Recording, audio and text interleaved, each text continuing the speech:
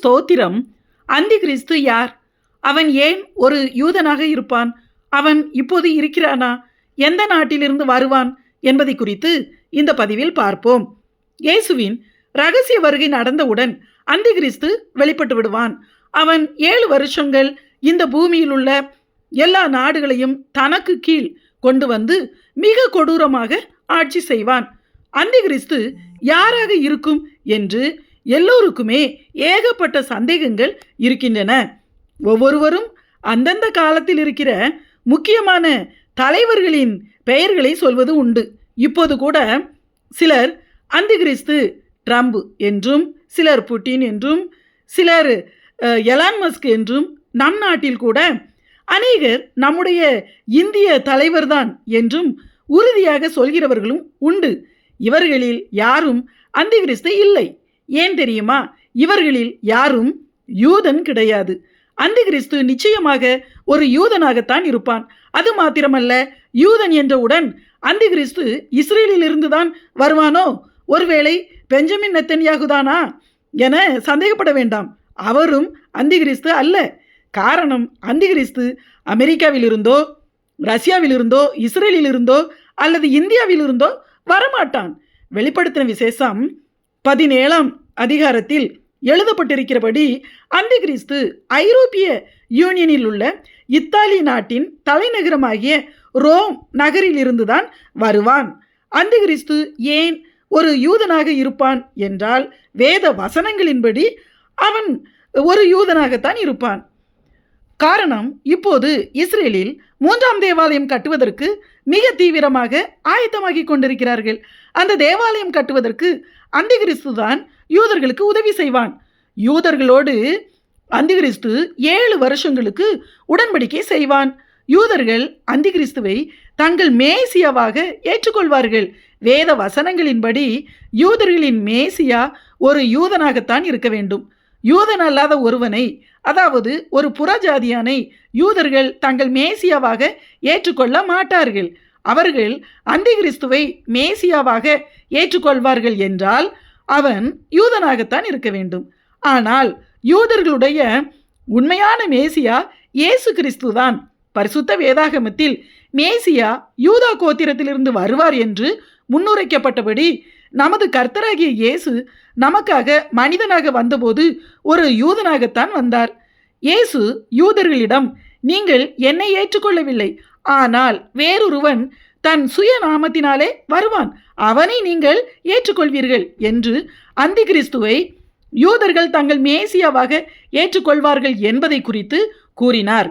மேலும் தானியேலின் புஸ்தகம் 11ஆம் அதிகாரம் 37ஆம் 38ஆம் வசனங்களில், அவன் தன் பிதாக்களின் தேவர்களை மதியாமலும் ஸ்திரீகளின் சிநேகத்தையும் எந்த தேவனையும் மதியாமலும் எல்லாவற்றிற்கும் தன்னை பெரியவனாக்கி தன் பிதாக்கள் அறியாத ஒரு தேவனை கனம் பண்ணுவான் என்றும், 39ஆம் வசனத்தில் அவன் உண்டாக்குகிற தேவனை அந்நிய தேவன் என்றும் கூறப்பட்டுள்ளது.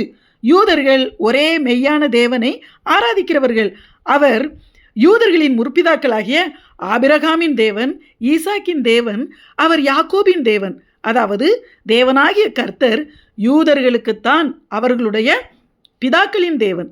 அவர் நம்முடைய பிதாக்களின் தேவன் அல்ல. புறஜாதியாராகிய நம்முடைய முற்பிதாக்களின் தேவன் யூதர்களின் தேவன் அல்ல. நம்முடைய முற்பிதாக்கள் எதையோ தெய்வங்கள் என்று பேய்களைத்தான் வணங்கினார்கள். நம்முடைய இரட்சகராகிய இயேசுவின் மூலமாகத்தான் நாம் மெய்யான தேவனை ஆராதிக்கிறவர்களாக மாறினோம். முழு உலகத்திற்கும் ஒரே உண்மையான தேவன் யூதர்களின் தேவன்தான். அவர்களுடைய முற்பிதாக்கள் முன்பே அவரை அறிந்து கொண்டதால் அவர்களை கனம் பண்ணும் விதமாக தேவனே தன்னை இஸ்ரவேலின் தேவனாக கூறுகிறார். சரி, நாம் பார்த்த தானியேல் புஸ்தகத்தின் வசனங்களின்படி அந்தி கிறிஸ்து தன் பிதாக்களின் தேவனை மதிக்காமல் ஒரு அந்நிய தேவனை கனம் பண்ணுவானாம். மேலும் யூதர்கள் மட்டுமே தங்கள் தேவனை தவிர மற்ற பொய்யான தெய்வங்களை அந்நிய தேவர்கள் என்று கூறுவார்கள். எனவே அவன் தன் பிதாக்களின் தேவனை மதியாதவன் என்பதால் அவன் அதாவது தேவனை ஆராதிக்கிறவனாக இல்லாத ஒரு யூதனாக இருப்பான் என்பதை நாம் புரிந்து கொள்ள முடியும். பரிசுத்த வேதாகமத்திலும் இப்படியே கூறப்பட்டுள்ளது. எனவே அந்திகிறிஸ்து நிச்சயமாக வேத வசனங்களின்படி ஒரு யூதனாகத்தான் இருப்பான் என்பது உறுதியாகிறது. இஸ்ரவேல் ஜனங்களில் 12 கோத்திரங்கள் உண்டு என்பது நமக்கு தெரியும். ஆனால் இப்போது அந்த 12 கோத்திரத்தாருமே யூதர்கள் என்றே அழைக்கப்படுகிறார்கள். கடைசி நாட்களில் இப்படி 12 கோத்திரத்தாருமே யூதா என்கிற ஒரே பெயரிலேயே அழைக்கப்படுவார்கள் என்றும் வேதவசனம் கூறுகிறது. அந்த 12 கோத்திரத்தில் அந்திகிறிஸ்து எந்த கோத்திரத்திலிருந்து வருவான் என்றும் பைபிளில் குறிப்பிடப்பட்டுள்ளது. அதை குறித்தும் நாம் பார்ப்போம். அந்திகிறிஸ்து இஸ்ரவேலின் 12 கோத்திரங்களில் தான் கோத்திரத்தில் இருந்துதான் வருவான். எப்படி என்று பார்ப்போம். ஆதியாகமம் 49 அதிகாரம் 16, 17 வசனங்களில் தான் தன் ஜனத்தை நியாயம் விசாரிப்பான். தான் குதிரையின் மேல் ஏறி இருக்கிறவன் மல்லாந்து விழும்படியாய் அதன் குதிகாலை கடிக்கிறதற்கு வழியில் கிடைக்கிற சர்ப்பத்தை போலவும் பாதையில் இருக்கிற விரியனை போலவும் இருப்பான் என்று யாக்கோபு கூறுகிறார். யாக்கோபு தன்னுடைய 12 குமாரர்களையும் தன்னுடைய கடைசி காலத்தில் ஆசீர்வதித்து அவர்களை குறித்து வரும் காரியங்களை முன்னுரைக்கிறார். யாக்கோபின் 12 குமாரர்களில் இருந்துதான் இஸ்ரவேலின் 12 கோத்திரங்கள் உருவாயின. அந்த 12 பேர்களுடைய பெயர்களில்தான் அந்தந்த கோத்திரங்கள் அழைக்கப்படுகின்றன. யாக்கோபுக்கு இன்னொரு பெயர்தான் இஸ்ரவேல் என்பதாகும். யாக்கோபின் மறுபெயராகிய இஸ்ரவேல் என்ற பெயராலேயே இப்போதைய இஸ்ரேல் தேசம் அழைக்கப்படுகிறது. இஸ்ரேல் என்பதை தமிழில் இஸ்ரவேல் என்று மொழிபெயர்த்திருக்கிறார்கள். யாக்கோபு தன்னுடைய ஒவ்வொரு குமாரனை குறித்தும் தீர்க்க தரிசனமாக முன்னுரைத்து கொண்டு வரும்போது சந்தோஷமாக கூறுகிறார். ஆனால் தான் கோத்திரத்தை குறித்து, தானை குறித்து சொல்லும்போது அவனை விரியன் பாம்பு என்றும் சர்ப்பம் என்றும், அவன் நியாயாதிபதியாய் இருப்பான் என்றும், சர்ப்பமாகிய தான் மற்றவர்களுடைய குதிகாலை தந்திரமாக கடித்து மல்லாக்க விழும்படி செய்வான் என்றும் கூறுகிறார். வெளிப்படுத்தின விசேஷத்தில் அந்திகிறிஸ்துவை குறித்து வலு சர்ப்பம் என்றும் பழைய பாம்பு என்றும் உருவகமாக கூறப்பட்டுள்ளது. மேலும் சர்ப்பமாகிய தான் தன் சகோதரர்களின் குதிகாலை கடித்து அவர்கள் குதிரைகளின் மேல் ராஜாக்களைப் போல நன்றாக வாழ்ந்திருக்கும் போது தந்திரமாய் கடித்து அவர்களை மல்லாக்க விழ வைப்பானாம். நாம் ஏற்கனவே பார்த்தபடி இந்த கடைசி நாட்களில் பரிசுத்த வேதாகமத்தில் கூறப்பட்டிருக்கிறபடி இஸ்ரேல் தேசமும் யூதர்களும் உலக அளவில் எல்லா விதத்திலும் மிகவும் உயர்வான மேன்மையாக இருக்கிறார்கள். இப்படி குதிரையின் மேல் சவாரி செய்யும் ராஜாக்களைப் போல உயர்ந்திருக்கும் போது அவர்களுக்கு தெரியாமலேயே விரியன் சர்ப்பமாகிய தான் அவர்களை தந்திரமாய் குதிகாலை கடித்து மல்லாக்க விழ வைத்து விடுவானாம். எனவேதான் யாக்கோபு தானை குறித்து சொல்லியவுடன் அடுத்து 18ஆம் வசனத்தில் கர்த்தாவே உமது ரட்சிப்புக்கு காத்திருக்கிறேன் என்று ஜெபிக்க ஆரம்பித்து விடுகிறார்.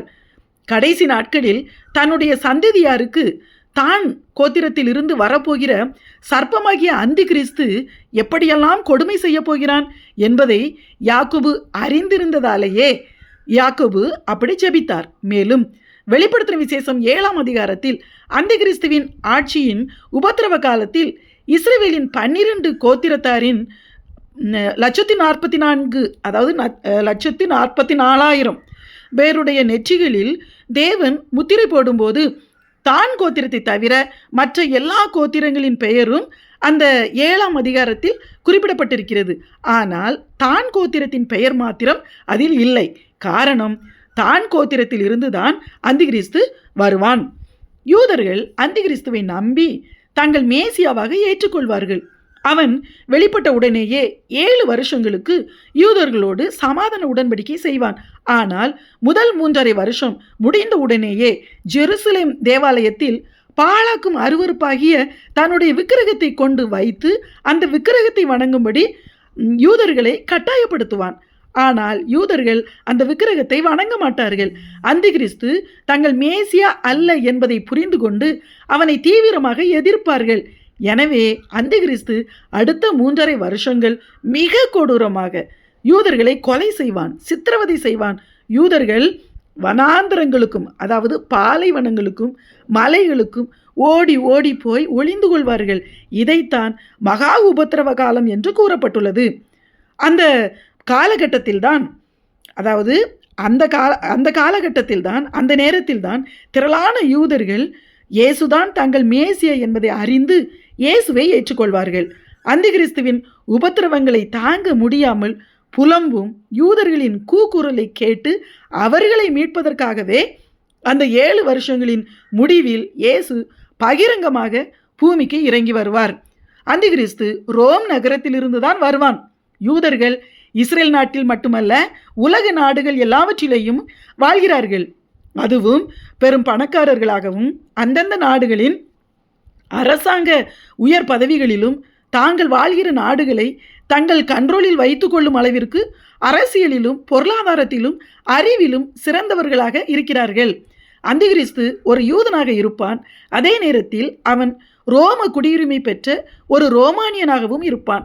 இப்போதும் யூதர்கள் தாங்கள் எந்தெந்த நாட்டில் வசிக்கிறார்களோ அந்தந்த நாட்டின் குடியுரிமை பெற்று அந்தந்த நாட்டின் குடிமக்களாகவே கருதப்படுகிறார்கள்.